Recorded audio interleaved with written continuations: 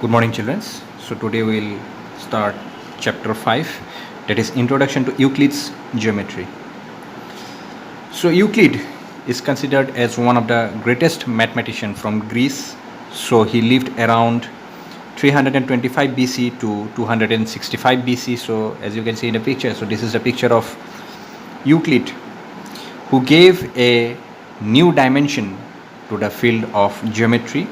So his notable work is considered as the Elements that he have written, the book called Elements. So let's start the chapter. The first one is axioms or postulates. So what are actually axioms? Axioms or postulates are the assumptions which are obvious universal truths.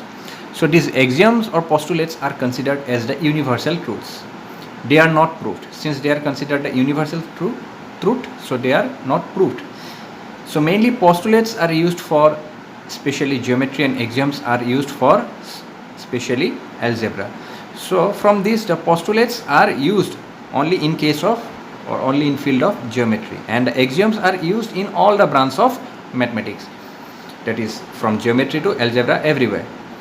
And theorems, what are theorems? Theorems are statements which are proved using definitions, axioms, previously proved statements, and deductive reasoning. So theorems are actually statements which are proved using these axioms or postulates.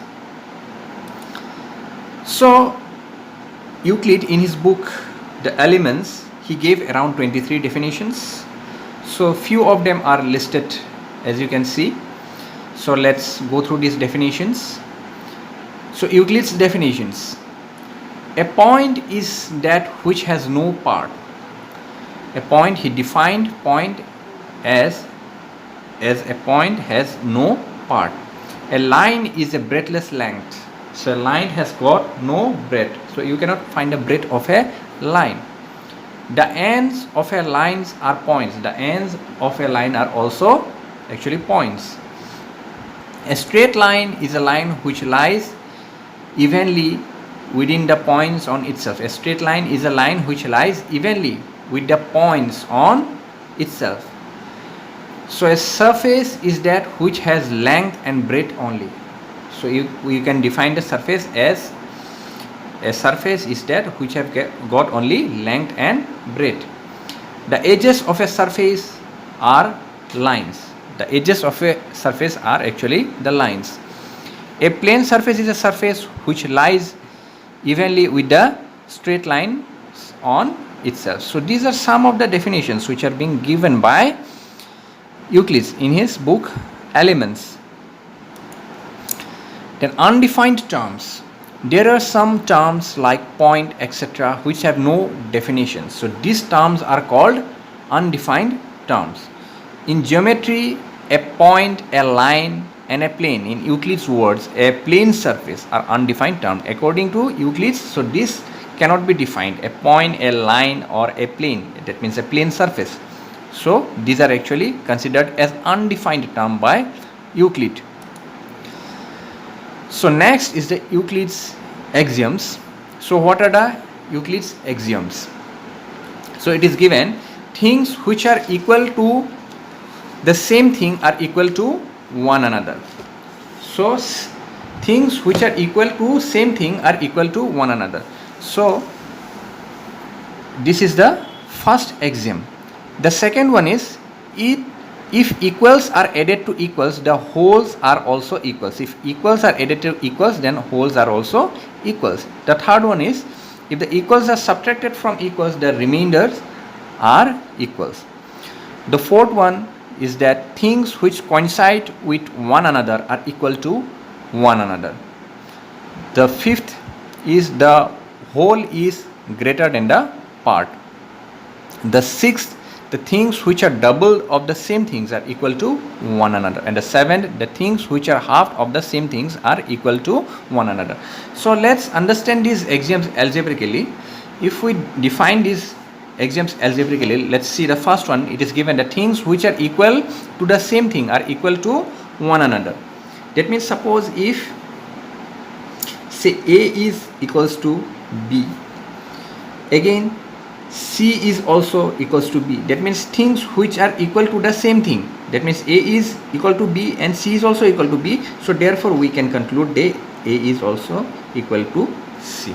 So therefore, according to the first axiom, the things which are equal to the same thing are equal to one another. The second one is that if equals are added to equals, if equals are added to equals, the wholes are equals. So if equals are added to equals, suppose if A is equals to B, again C is equals to D.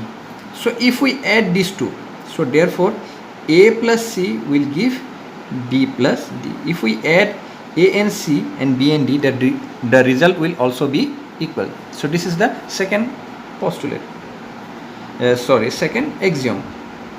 And the third one, if equals are subtracted from equals, the remainders are equal. So similarly, if A is equals to B and C is equals to D, so therefore if we subtract, that is A minus C is equals to B minus D. So this is the third one. Then the next one is, if the things which coincide with one another are equal to one another. So the things which actually coincide with one another are equal to one another. Suppose if there is a circle, again another one circle, if we take this circle and place on top of this, and if both the circles coincide, that means they are equal to one another. Then the next one is, the whole is greater than a part. Obviously, suppose this is a whole, so if we make it in part, suppose if we make it say 3 parts, so obviously this will be greater. That means the whole is greater than a part. So this is the whole and obviously it will be greater than a part of it. Things which are double of the same things are equal to one another. So things which are double of the same things are equal to one another. Suppose there is a term like this, thrice x is equals to a. Suppose thrice x is equals to a. Again, thrice x is equals to b. That means a is equals to b. Sorry, twice x is equals to a and twice x is equals to b. So therefore a is equals to b. So that means the things which are double of the same thing. So this a is also double of x and this b is also double of x. So therefore these are the things which are double of the same thing. So therefore they are also equal to one another. And the last one is that things which are halves of the same things are equal to one another. Suppose x divided by 2 is equals to a and x divided by 2 is equals to b. So therefore a is equals to b. So here a is the half of x, again b is also half of x. So therefore a and b are also equal as the earlier one. So these are the axioms given by Euclid. Then let's move to the postulates. That is the Euclid's postulate. Postulate 1. A straight line may be drawn from any one point to any other point. So as you can see in the picture that 2 points are there, that is A and B. So we can draw a straight line from any point A to any point B. So axiom from this can be understood by the axiom which is given below, that is, given two distinct points, there is a unique line that passes through them. So between any two given points, suppose A and B are any two given points in a plane, so there passes a unique line as you can see in the picture. So this is the unique line which passes through A and B. So this is the first postulate. The second postulate is that a terminated line can be produced indefinitely. Euclid's terminated line is called a line of segments. The second postulate is that a terminated line can be produced indefinitely. So it can be produced indefinitely in both the directions. As you can see, suppose A and B is a terminated line, that means its endpoints are terminated. So we can produce it, as you can see it is represented by the dotted lines. That means we can produce that line AB in both the directions, in the right hand side as well as in the left hand side, which is being represented by the dotted lines. So Euclid's terminated line is called a line segment. So this terminated line is actually known as a line segment since it is terminated. This A and B are the endpoints, so these are the segments, so therefore it is known as a line segment.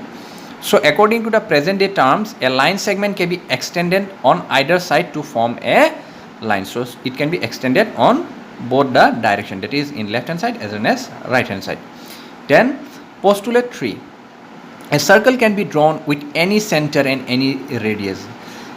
As you can see in the picture, if we consider a center, suppose we consider a point O, and then taking that O as a center and OA as a radius, we can draw a circle. That means if we consider any point which is given on a plane, we can draw, taking that point as a center, we can draw a circle of any radius. So here in this case, O is the center and OA is the radius. Then postulate 4, it is given that all right angles are equal to one another. As you can see in the picture, these are the right angles. Here angle 1 is a right angle. Again in the second figure, the angle 2 is a right angle. So here, since all these are right angles, therefore all the right angles are equal to one another. Then the postulate 5, which is quite a lengthy one and it is one of the most important postulate. So if a straight line falling on two straight lines make the interior angles of the same side of it taken together less than the two right angles, then the two straight lines, if produced indefinitely, meet on that side on which the sum of the angles is less than two right angles.